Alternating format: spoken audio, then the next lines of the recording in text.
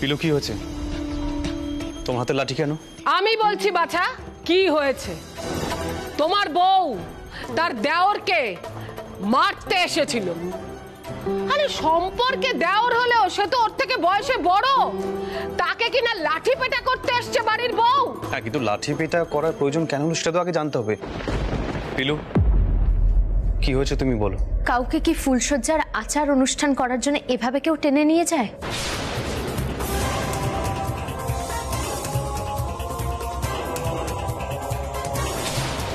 ছোট বৌমা, এখানে সমস্ত কি হচ্ছে আমাকে একটু বলবে? এই মল্লারের সাথে বৌমার রোজ রোজ এত তর্কাতর্কি কিসের? বাবা জানতে পারলে তো রাগে একবারে ফেটে পড়বেন। বাবাকে অসুস্থ করার চেষ্টা করছো সবাই মিলে, তাই না? তুমি বৌমাকে বোঝাতে পারছো না যে এই বাড়িতে বউদের এত তেজ সহ্য করা হয় না?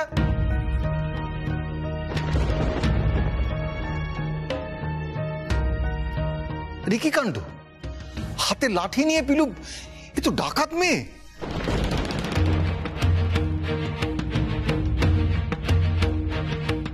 না না কাকা, ও শুধুমাত্র লাঠি হাতে এসে দাঁড়ায় না।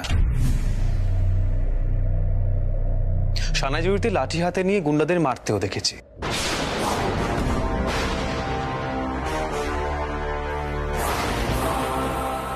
ও এরকম থাকে, তবে ও লাঠিতে ভর দিয়ে অনেকটা লাভ দিতেও পারে।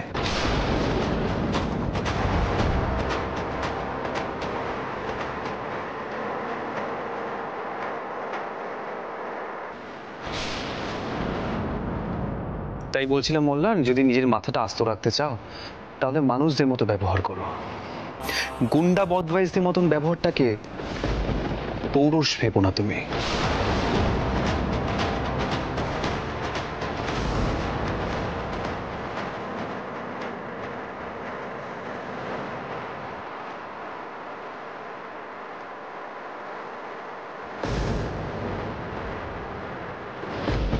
ভাই, সবটা না জেনে বুঝে বেশি কথা বলো না। আর মল্লার, তুমি বা কেন রঞ্জাকে টানতে টানতে ফুলসজ্জার ঘরে নিয়ে যাচ্ছিলে? কি এমন ঘটেছিল সেটা বলো। আরে ওর আসপর্ধা তোমরা জানো না। আই তো বাড়িতে ঢুকেই দাদুকে শর্ত দিল মেয়েদের গায়ে হাত তোলা যাবে না, তাই রঞ্জা বেঁচে গেছে। বুঝলে, আমার হাতে এমন মারকে তো। ইস, আফসোস হচ্ছে তাই না? মারের কথাটা মুখে বলতে হচ্ছে, কাজে করে দেখাতে পারছো না, কষ্ট হচ্ছে তার জন্য।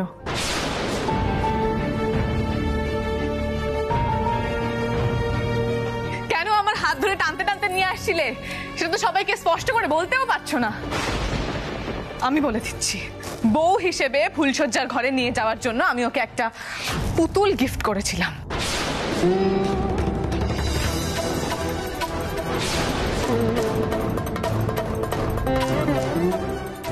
আর বেশ করেছি।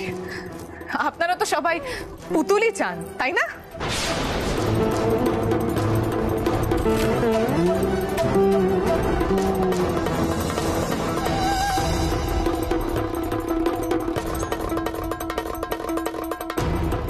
ঠাকুরপো, আপনি কথা বলতে পারতেন, একটা আলোচনা করতে পারতেন। কেন এভাবে শুধু শুধু জোর খাটাতে গেলেন বলুন তো? আপনি এখন এখান থেকে যান, বড়রা আলোচনা করে দেখুক কি করা উচিত। তাই তো মামুনি? আমার না সত্যি মুখের ভাষা হারিয়ে যাচ্ছে কাণ্ড কারখানা দেখে। ঠাকুরপো, মল্লারকে নিয়ে যাও এখান থেকে। তোমাদের হম্বি তম্বি আগেকার দিনের মেয়েরা মানত, আজকের দিনের মেয়েরা মানবে না।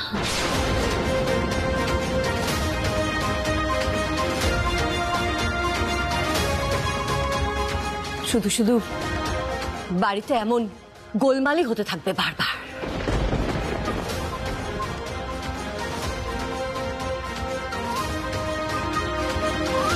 মল্লা, চলে যাও এখান থেকে, যাও বলছি।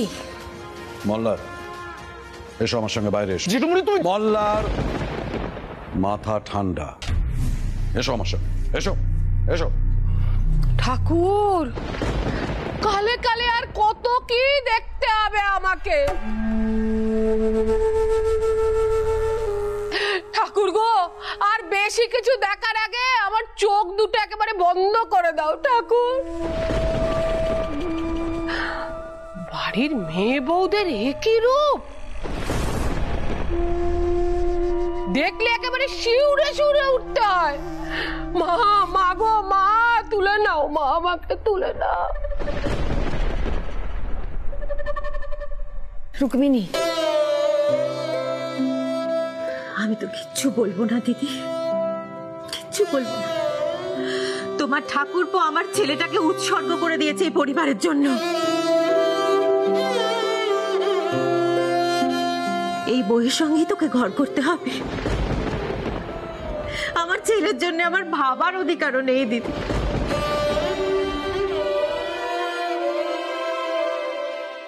অনেক জন্ম পাপ করেছি দিদি, নাহলে এমন বউ আমার কপালে জোটে।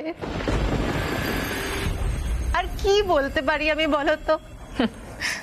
কি আর করবেন বলুন শাশুমা? এই জন্মের পাপটাই ধুয়ে মুছে ফেলতে সময় লাগবে, পরের জন্মের কথা না হয় পরে ভাববেন।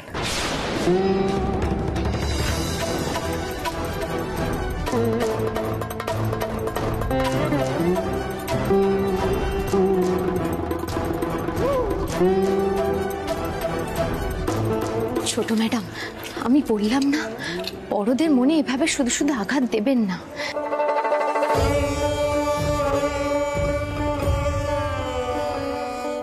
এতে তো গুরুজির শিক্ষার অসম্মান হবে, আর আমরা তো সেটা হতে দিতে পারি না।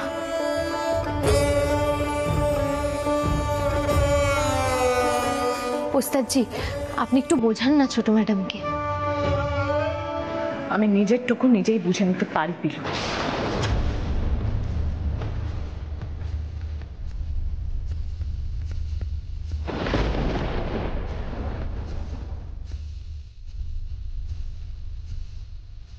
আমি ঘরে যাচ্ছি, আর আপনার বীর পুরুষ ছেলেকে ঘরে পাঠিয়ে দেবেন শাশুমা।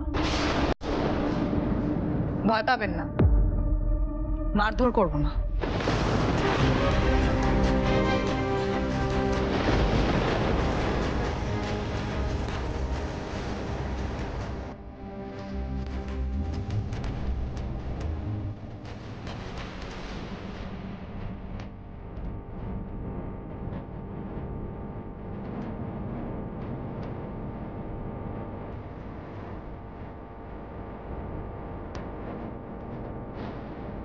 একটা কিছু আবার করবে রঞ্জা। মামুনি, এভাবে কিন্তু কোনো সমাধান হচ্ছে না।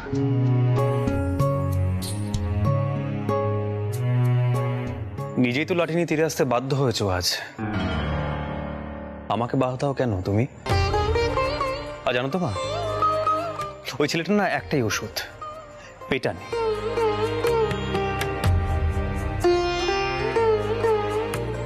মামুনি, এই বাড়িতে এসে আমি এক চুলো এগোতে পারলাম না। ভেবেছিলাম সকলে হয়তো অন্য মানসিকতার মানুষ, কিন্তু বড়দের সামনে যে কেউ এতটাও নিচে নামতে পারে সেটা কখনো ভাবিনি।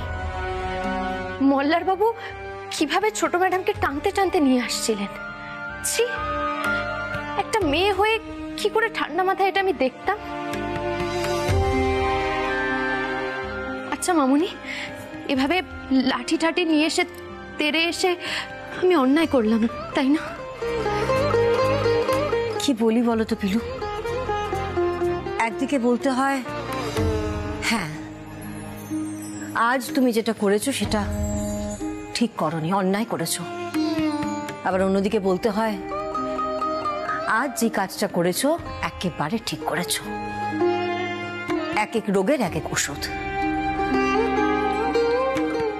মামুনি, ওস্তাদজি কিন্তু আজ খুব আনন্দ পেয়েছে। ভেবেছেন পিলুও চিনে গেল এদের, এবার ঠিক হাল ছেড়ে দেবে। কিন্তু তুমি দেখো, পিলু এত সহজে হাল ছেড়ে দেবে না। এটা তুমি তোমার ছেলেকে বলে দিও মামুনি।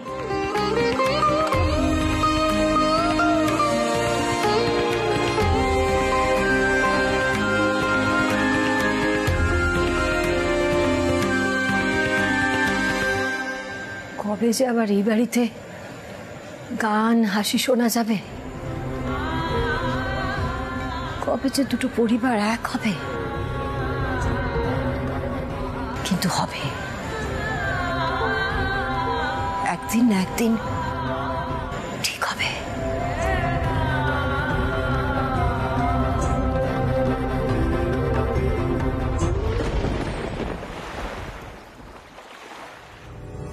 দাদা দাদা শোনো, নতুন বৌদি তো নিজে গেছে ফুলসজ্জার ঘরে, তাহলে কেন রাগ করতে? এই শোন, একদম সালিশি করার চেষ্টা করবি না।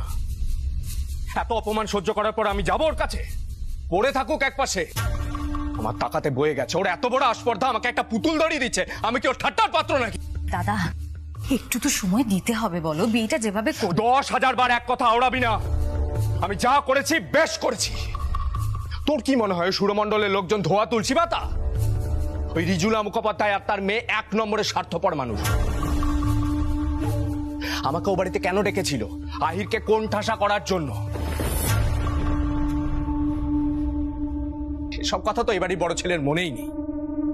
উল্টে এবারই বড় ছেলে রঞ্জারই প্রতি সব সহানুভূতি। যাকে আমি এসব কথা মনে করে মুড খারাপ করতে চাই না, আমি বেরোচ্ছি। দাদা দাদা আমার কথাটা শোনো, এরকম করো না দাদা, একটু শান্ত হয়। কাণ্ড হবে।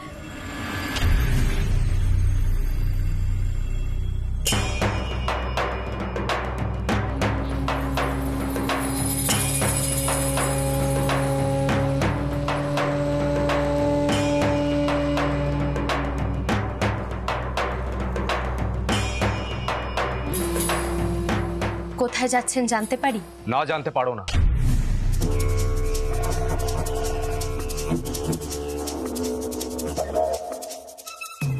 সে কৈফিয়ত আমি তোমায় দেবও না। ঠাকুরপো, এই কথাটা না এত সহজে আমার মুখ থেকে বেরোবার নয়, কিন্তু মামুনি শিখিয়েছে তাই বলছি। কেন বলুন তো? কাউকে না কাউকে তো আপনাকে সামলাতে হবে। হোয়াট? তুমি আমাকে সামলাবে?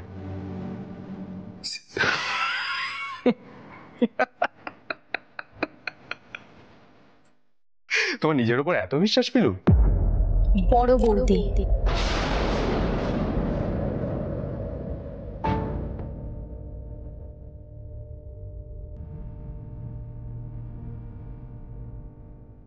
বড় বৌদি বলবেন আমাকে। আমি আপনার বড় দাদার স্ত্রী হই। দাদু আমাকে এই পরিবারে বড় বউ হিসেবে বরণ করিয়েছিলেন, তাই সেই হিসাবে আমি আপনার বড় বৌদি। সেই সুবাদে বলছি, এক্ষুনি ঘরে চলুন, আমার বোন আপনার জন্য অপেক্ষা করছে। দাঁড়াও দাঁড়াও দাঁড়াও দাঁড়াও, তোমার কথা শুনে আমি হাসবো না কাঁদবো সেটাই বুঝে উঠতে পারছি না পিলু। সরি, বড় বৌদি।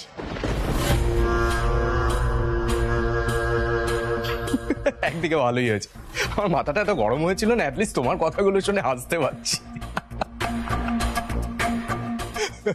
মল্লিকা দিদি, তুমি যাও, মল্লার ঠাকুরপোকে আমি পাঠিয়ে দিচ্ছি। পিলু আমি বলছিলাম কি, তুমি আমাকে নিয়ে ভেবো না, আমি ঠিক সামলে নেব।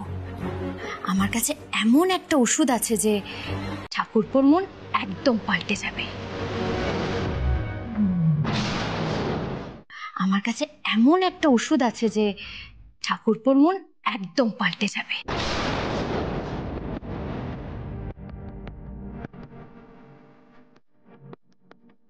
ওষুধ?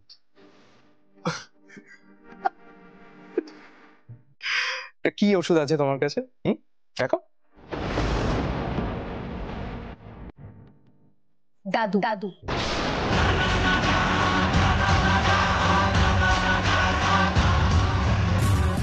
কি? দাদু? আপনি সুরমণ্ডলে গান শেখাতে এসে জ্যোতি, মন্দিরা এদের সঙ্গে যা কাণ্ড করেছিলেন তার সাক্ষী আমি। হ্যাঁ মানছি, তখন ছোট ম্যাডাম আপনাকে বাঁচিয়ে দিয়েছিলেন, কিন্তু এবার আর বাঁচাবেন না। আমি ওদের সকলকে নিয়ে এসে দাদুর সামনে দাঁড় করাবো। আপনি যা যা কাণ্ড করেছেন তাতে ওরাও আপনার হয়ে কথা বলবে না। কি মনে হচ্ছে মিথ্যে শাসানি দিচ্ছি?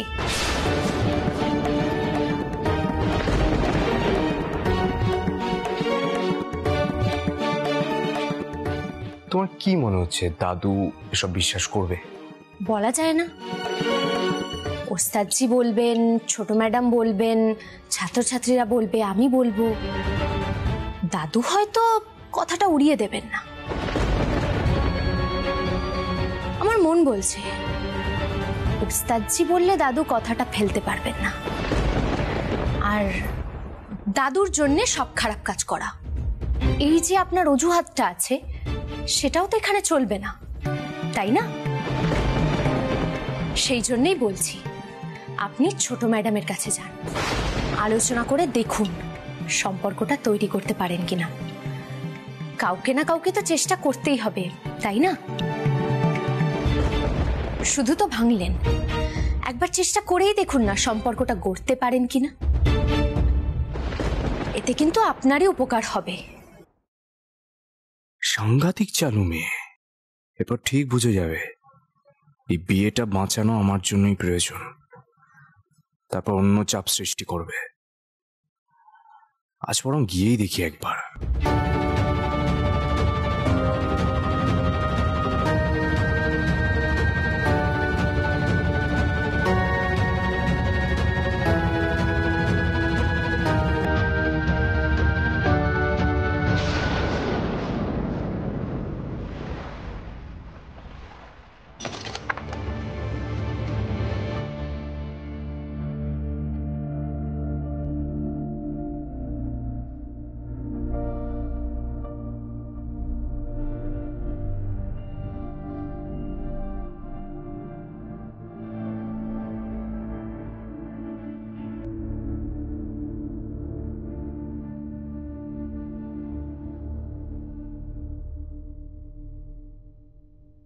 এসে গেছো তাহলে? কেন এই ঘরে আসতে বলেছি বলো তো? বাজে কথা শোনার সময় আমার নেই। না, আর কোনো কথা বলবো না। আমি আসলে তোমাকে এই ঘরে আসতে বলেছি কারণ আমি তোমার মুখের উপর দরজাটা বন্ধ করতে চাই। দেখো রঞ্জা, তুমি কোনোদিনও আমার ঘরে পা রাখতে পারবে না মল্লার বসু মল্লিক। আমি আজ তোমাকে সেটা ফুলসজ্জা রাতে স্পষ্ট করে জানিয়ে দিলাম। এই দরজাটা ভাঙা আমার পক্ষে খুব একটা কঠিন কাজ নয়, কিন্তু আজ সেটা করলাম না। এরপর আমি আর কোনো সভ্যতা ভদ্রতা মানব না। মল্লারের ভেতরকার শয়তানটাকে তুমি জোর করে জাগিয়ে তুলছো। পস্তাবে, খুব পস্তাবে। তোমার সাথে হওয়া বিয়েটা আমি মানতে চেয়েছিলাম ভদ্রভাবে, কিন্তু তুমি ভদ্র থাকতে দিচ্ছ না, সেটা মনে রেখো।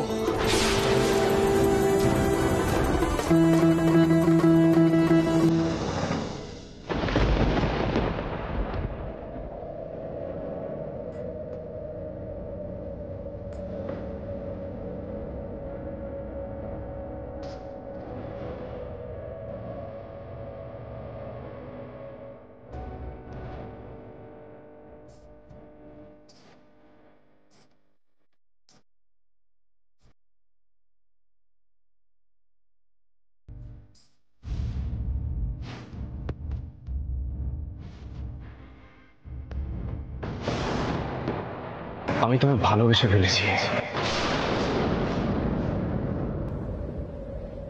তুমি মেনে নেবে আমাকে?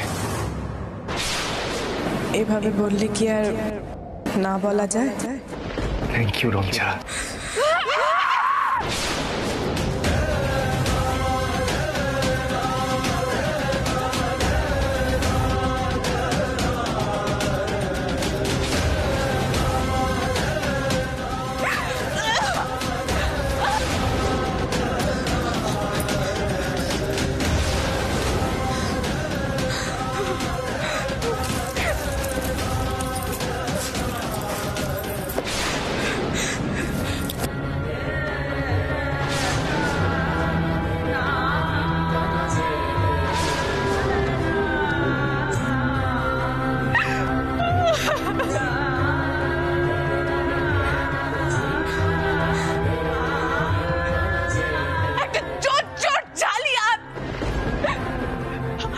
বলছে ভদ্রভাবে বিয়েটাকে মেনে নিতাম। মিথ্যাবাদী।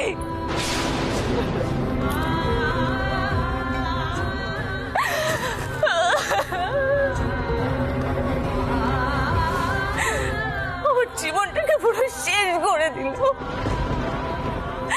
ছাড়খাড় করে দিল।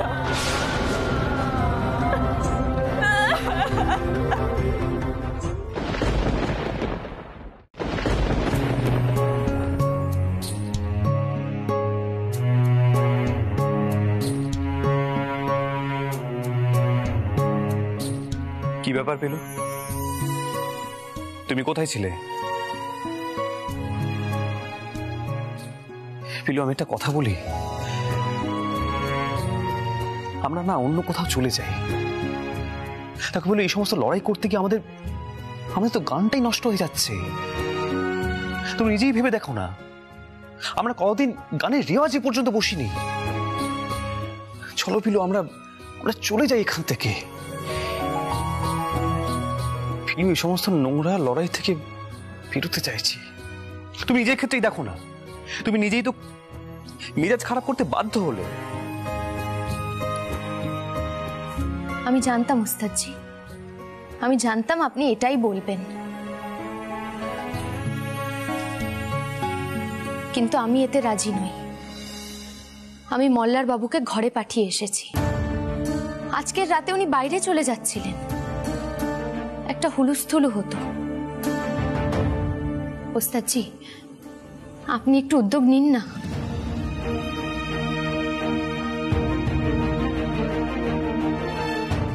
হয় আপনি রাগ করছেন, নয়তো চলো চলো করছেন। আমরা সকলে মিলে দুটো পরিবারকে কি এক করতে পারি না? পিলু, এত কিছু নিজের চোখের সামনে দেখার পরও তোমার এই কথাগুলো মাথায় আসছে কি করে আমি সত্যিই বুঝে উঠতে পারছি না। আমি একটা কথা বলবো,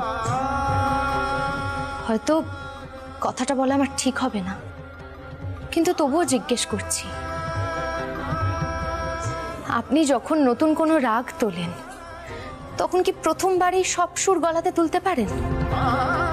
আস্তে আস্তে সুর তোলেন। এক্ষেত্রেও সেটাই করতে হবে।